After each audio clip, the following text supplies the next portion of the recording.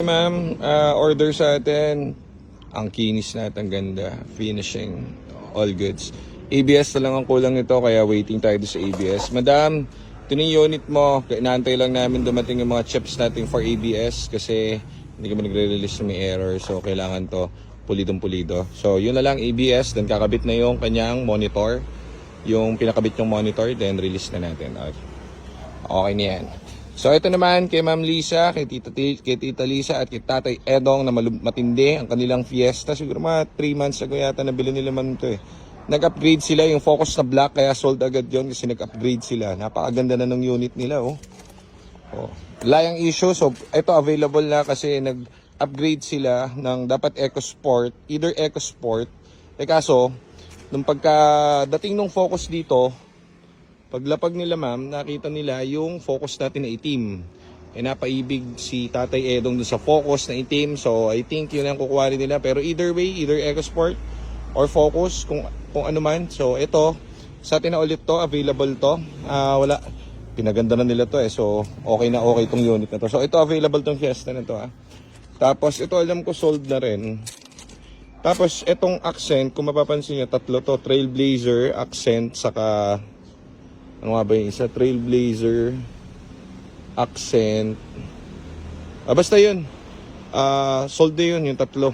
Kaya hindi na natin napopost kasi bago ko palang i-feature, katulad ito, i-feature ko sana. Sold na to, kukuhanin na rin ng may-ari ito. Fini-finishing na lang. So, dapat to mainam. Ang naging problem nito, nung dumating sa amin, aircon. So, tinadala na to sa aircon shop and malamig na yung aircon. Kaya fini-finishing na natin to. Yan, ganda. So ito, wala na bebe. So hindi na natin mapopost yung mga ganyan kasi nga, remember, gusto ko siya i-post pero wala eh. Sold na agad. So may nag-aabang agad. So ito namang, yung Trailblazer nakuha na, happy yung may-ari kasi yung new owner niya kasi pina-refresh na. Aircon lang ang pina-refresh nun kasi ang ganda ng makina nun. Ganda ng interior, lahat and everything. Tapos ang baba niya pa nakuha. So goods na goods. Ito, di ko alam kung sinong taker nito pero sold na to.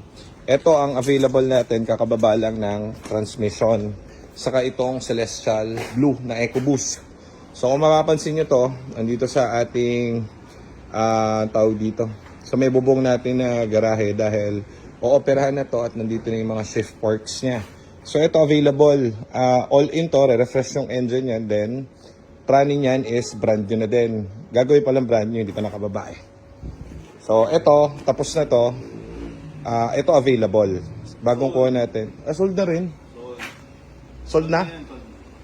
Ano, teting mo, anong pipicture ko? Ito, available, oh, yan. Ito, available. Dito na yung ano niyan, yung mga clutch na yan.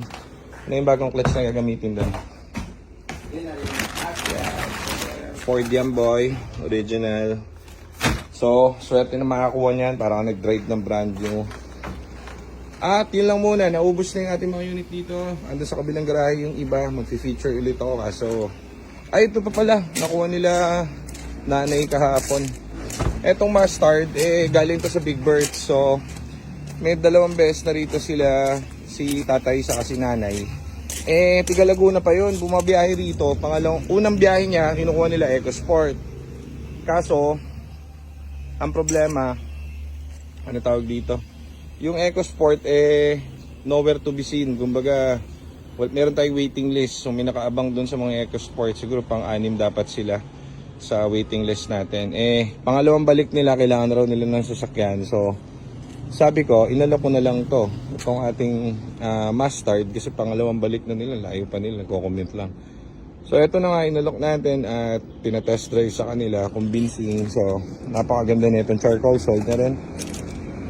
Ayun lang muna ang ating update. So sold. Thank you guys. Mamaya kukuha pa tayong mga units later. May naka-schedule tayo.